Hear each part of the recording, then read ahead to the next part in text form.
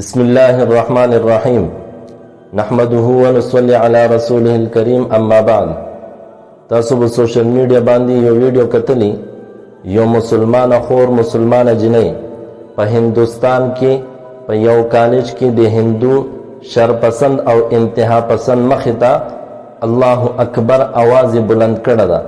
دغه مسلمان جنۍ خپل بهادری ثابت کړه. دغه مسلمان جنۍ دا ثابت کړه چې کله یو ځل مسلمان کلمه ووایي لا اله الا الله ووایي الله اکبر هغه په زړه کې کینی هغه بیا د هیچا نه هم نه یریږي. دغه مسلمان جنۍ په دې کارنامې بهادرۍ سره هغه د سمیه رضی الله تعالی عنها یاد تازه کړلو. سمیه رضی الله تعالی عنها هم هغه د ابو جهل مخې ته ودرېدله. ابو جهل ورته تکلیفونه ورکړو او دای ورته وی ته د نبی علیہ السلام لمن پرېږده، ته لا اله الا الله کلمه پرېږده. لیکن سمیه رضی الله تعالی عنها ورته وفرمیل زه د نبی علیہ السلام لمن پرېښودو ته تیاره نه یم، زه لا اله الا الله کلمې پرېښودو ته تیاره نه یم. فقض ما انت قاض، ته کوه څه د خوښۍ هغه وکړه. ابو جهل ظالم هغه د پاره دوه اوښان وغوښتو، د دې یو خپه یو اوښ سره وتړله، د سمیه رضی الله تعالی عنها بل خپه بل اوښ سره وتړله.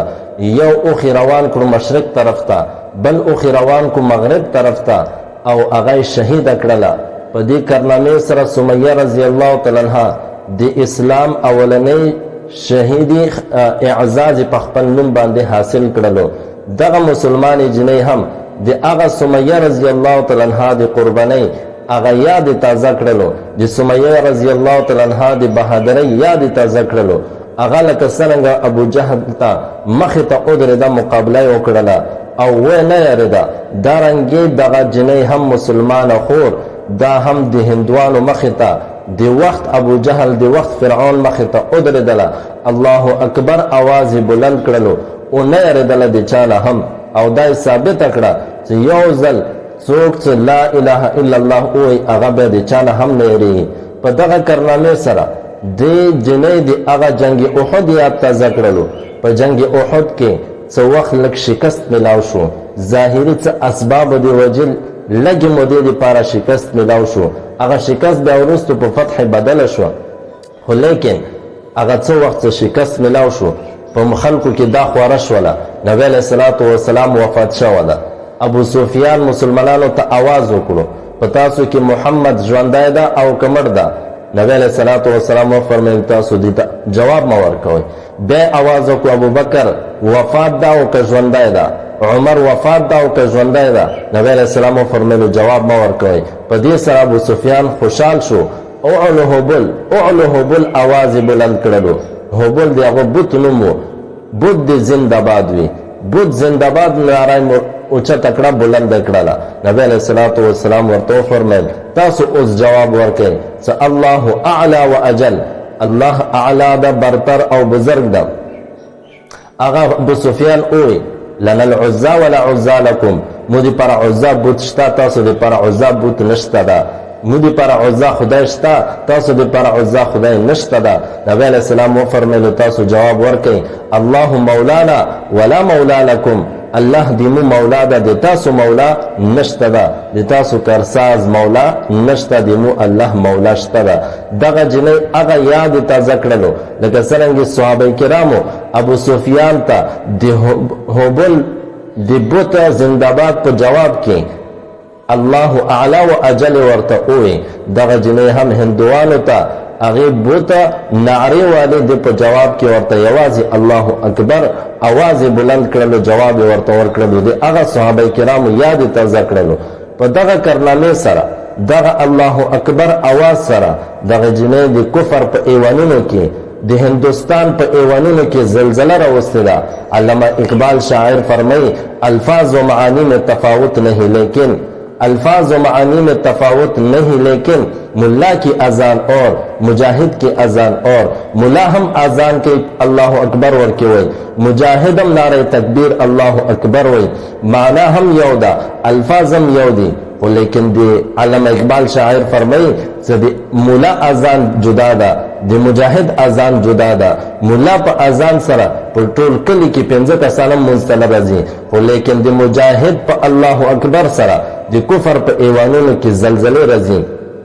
دارنګه دغه جنې هم الله اکبر سره په هندوستان کې په غیر مسلم په ایوانونو کې زلزلې راوستي ده، هغه له هر څه خطا کړی دي. دغه جنې دا هم خلکو ته یو پیغام ورکړ، مسلمانانو ته، خاص کر د ملک پاکستان چې دا د اسلام په نوم باندې جوړ شوی ده، اسلامی جمهوریت پاکستان دی ته ویل شي. په دې کې میرا جسم میری مرضی په نوم باندې مسلمانانو خویندې روزي، هغه بهایي خوري، هغه فحاشي خوري، په یونیورسټیو کې هغه لباس خپل مرزي مطابق د غیر مسلم په تابعداري کې خپل لباس بهایي ولا فحاشي ولا خوري. په مختلفو ځایونو کې دغه مسلمانان په اسلامي ملک کې اگر اوزي او میرا جسم میری مرضی نعره لګي، او الته یو جنې مسلمانه په هندوستان کې هندوانو مخې ته ودرېږي، الله اکبر आवाज بلندوي، دا پیغام ورکوي چې دا جسم د ما نه ده، دا کپړې دا بدن دا د ما نه ده، دا د الله امانت ده. په دې جسم کې په دې لباس کې به زه هغه څه اختیاروم چې کوم حکم ماته د الله او د الله رسول، مسلمان به هغه حکم به مني چې کوم د الله او د الله رسول حکم وي. ځان نه د غیر مسلم تابعداري به نه کوي مسلمان. قرآن کې الله فرمایي اے پیغمبر ته د خپل بیبیانو ته، خپل مسلمانانو خویندو ته، زنانو ته دا ووایه چې کله هم تاسو بهر اوځئ نو پردې کې بهر ته اوځئ.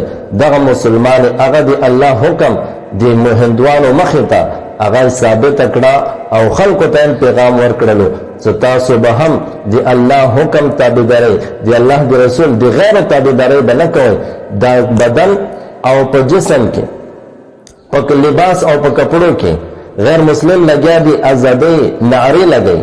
عجیبه خبره ده، ځان د پاره د کپړې او د بدن ازادي غواړي او مسلمان ته د بدن او د کپړې ازادي نه ورکوي.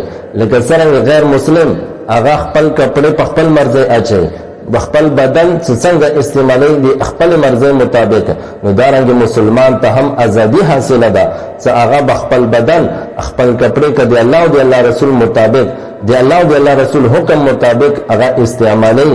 نو په دې کې د چا د دنیا د اسلامي قانون مخالف ده او د دنیوي قانون مخالف ده چې یو کس ته مجبورن هغه نه ته د اسلامي شناخت، اسلامي لباس هغه صرف په دې بنیاد باندې چې دا مسلمانه د تور نه هغه لباس لري کوي، تور نه هغه کپړې لري کوي، نو دا نه دینی لحاظ سره دینی قانون کې دا جایز ده او نه په دنیوي قانون په یو قانون کې هم جایز نه ده.